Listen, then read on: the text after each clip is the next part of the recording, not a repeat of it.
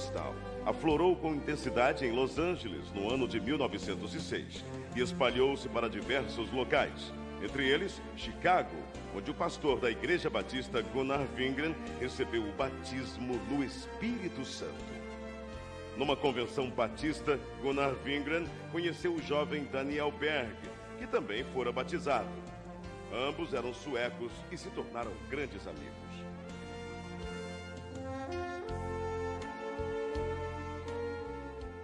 Mais tarde, em South Bend, durante uma reunião de oração, Gunnar Wingren relata aos presentes o que Deus lhes havia revelado. Brothers, the Lord has shown us that we must go to South America, to a place in Brazil called Pará.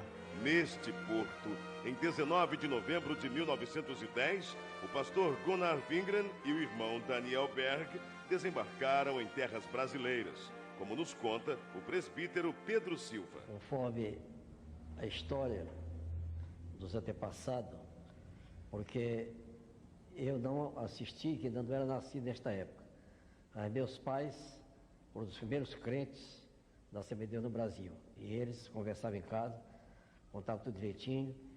O navio atracou na escadinha, no cais do porto, e eles saíram do navio com suas maletas na mão, e sem destino, porque não conhecia nada e tampouco não conhecia a língua.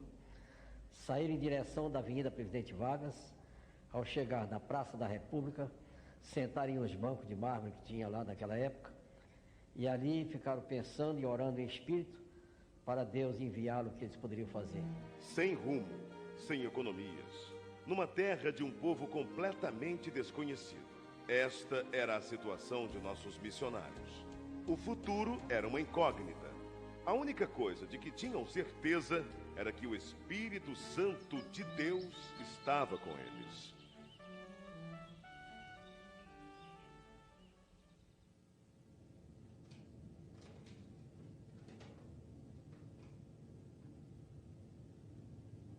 Daniel! Yes, go ahead, speak. The editor of the newspaper is our brother Justice Nelson, a Methodist pastor I knew in North America. Tomorrow, you look for him. He will certainly give us the necessary orientation here in Brazil. Praise the Lord, praise the Lord, Lord. Amen, amen. O pastor metodista Justus Nelson os recebeu muito bem. Disse-lhes a respeito da Igreja Batista de Belém e prometeu levá-los até lá.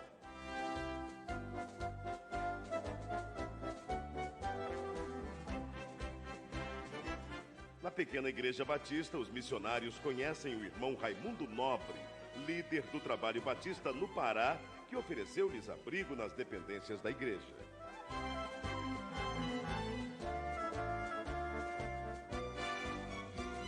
Mais tarde, os missionários foram apresentados ao irmão Adriano Nobre, membro da Igreja Metodista e primo de Raimundo Nobre.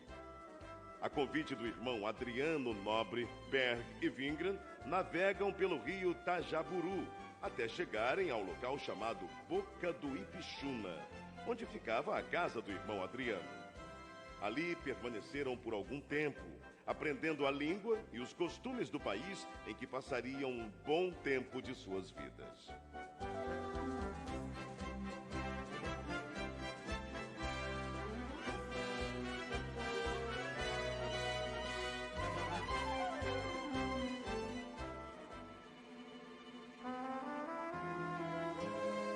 De volta à Igreja Batista, não cessavam de orar dia e noite, avivados pelo Espírito Santo. Isto causou inquietação em alguns membros, que os censuraram e os chamavam de fanáticos.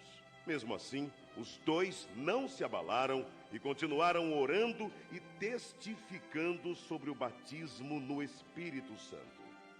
Em 2 de junho de 1911, o Senhor batizou a primeira brasileira a crer nas promessas de Atos 2:39.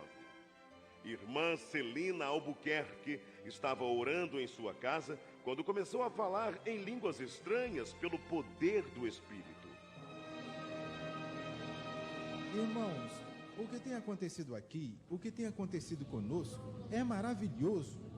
Não podemos deixar de falar de coisas tão maravilhosas. do cumprimento da promessa que nos foi garantida pela palavra de Deus. Não podemos fechar os olhos para o derramamento do Espírito Santo. Irmãos, não podemos deixar que doutrinas estranhas invadam nossa igreja. O fato gerou uma grave polêmica na igreja. A maioria creu na doutrina do batismo no Espírito Santo. Entretanto, outros membros, liderados pelo irmão Raimundo Nobre, rechaçaram completamente a ideia e votaram a favor da exclusão dos simpatizantes ao movimento pentecostal. As 17 pessoas que saíram da Igreja Batista se reuniram na casa da irmã Celina e ali, juntamente com os missionários Daniel Berg e Gunnar Wingren, abriram um novo trabalho. Enfim, em 18 de junho de 1911, na rua Siqueira Mendes, número 67, começava a se estabelecer a primeira Assembleia de Deus no Brasil. Enquanto o pastor Gunnar Wingren pastoreava a igreja em Belém, Daniel Berg saía como colportor, vendendo Bíblias e pregando o Evangelho em diversas cidades. Eram tempos difíceis, de longas jornadas, mas Deus jamais desamparou aqueles que lutam por sua palavra.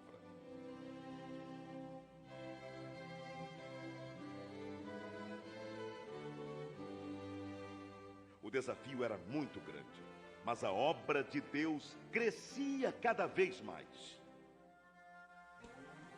Absalão Piano, pastor pentecostal brasileiro, ordenado por Gunnar Wingren em 1913, em Rio Preto, Tajaburu do Norte. Depois dele vieram Crispiano de Melo e Adriano Nobre. Neste mesmo ano, o pastor Gunnar Wingren deu início ao trabalho missionário brasileiro, enviando para Portugal o irmão José Plácido da Costa e família. Em maio de 1913, o trabalho foi estabelecido e os portugueses passaram a conhecer a mensagem pentecostal. Mais tarde, o irmão José Matos se juntou ao trabalho. 1914. Estoura a Primeira Guerra Mundial. Em 25 de outubro deste mesmo ano, chega ao Brasil mais um missionário sueco, Otto Nelson e sua esposa Adina Nelson. No ano seguinte, foi a vez do missionário Samuel Nestran e sua esposa Lena Nestran.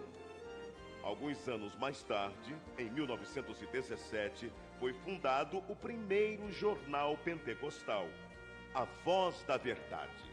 Esse jornal circulou por apenas 3 meses, mas os irmãos da Assembleia de Deus em Belém reconheceram que era necessário divulgar as bênçãos de Deus para todo o povo e, para isso, lançaram mão de um novo jornal, A Boa Semente, cujo primeiro número circulou em janeiro de 1919. Estava lançada a Boa Semente da Literatura. Em 1921, chega ao Brasil Niels Nelson, um jovem de apenas 26 anos. Impulsionado por Deus, veio somar esforços à evangelização.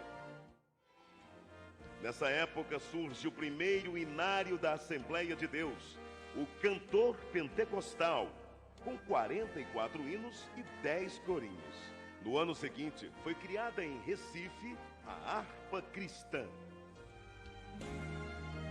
A igreja crescia e já se espalhava por vários pontos do país com o apoio de homens de Deus como Eurico Bergsten, Bruno Skolimowski, Gustavo Nordlund, Joel Carlson, José Menezes, Niels Karstberg, Cícero Canuto de Lima, Paulo Leivas Macalão e Francisco Gonzaga, que, inspirados pelo Espírito Santo, dedicaram suas vidas desbravando os caminhos da fé, abrindo pontos de pregações em diversas regiões do país e contribuindo para que a Igreja de Deus crescesse cada vez mais.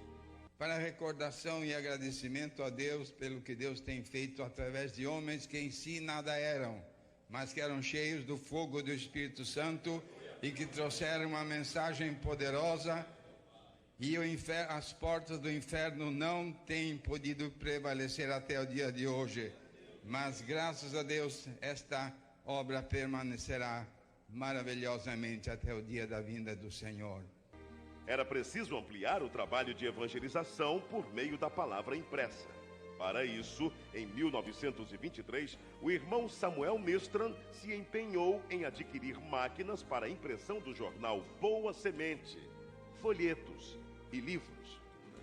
Reconhecendo o valor da literatura cristã, o pastor Gunnar Wingren e seus auxiliares resolveram fundar um jornal evangélico na capital federal, o qual denominaram Som Alegre. Em 1930 foi realizado em Natal, Rio Grande do Norte, a primeira Convenção Geral das Assembleias de Deus. Com pesar, a igreja se despediu do pastor José Felinto, recolhido à glória durante a convenção. Na mesma assembleia foi decidido que os trabalhos do Brasil passariam a ser dirigidos pelos obreiros nacionais, com apoio dos missionários. Também foi decidido que os jornais Boa Semente e o Som Alegre se uniriam num só, formando um novo jornal que se tornou um órgão oficial das Assembleias de Deus do Brasil, o nosso Mensageiro da Paz. Durante a ditadura de Getúlio Vargas, foi criado um órgão controlador da imprensa, o Departamento Imprensa Propaganda. E todos os jornais deveriam ser registrados. O governo exigia que somente entidades jurídicas ou pessoas físicas, com os devidos títulos de propriedade, poderiam publicar jornais. Foi então que, para atender à imposição do governo, foi criada em março de 1940 a Casa Publicadora das Assembleias de Deus. Na verdade, a CPAD era formada pela redação do Mensageiro da Paz e teve vários endereços. Iniciou na Rua Figueira de Melo, número 232, ao lado da igreja. Depois passou para a Praça Marechal Deodoro, número 338, atual Campo de São Cristóvão. Em 1946, a CPAD passou a ser propriedade da Convenção Geral. Nessa época, deu-se início a uma campanha para a aquisição de uma propriedade onde funcionaria a gráfica do Mensageiro da Paz, que até então era editada em gráfica particular.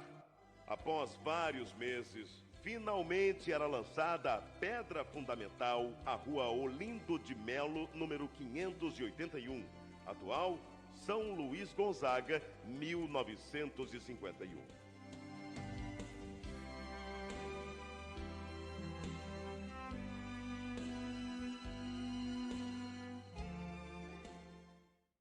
Ide e pregai.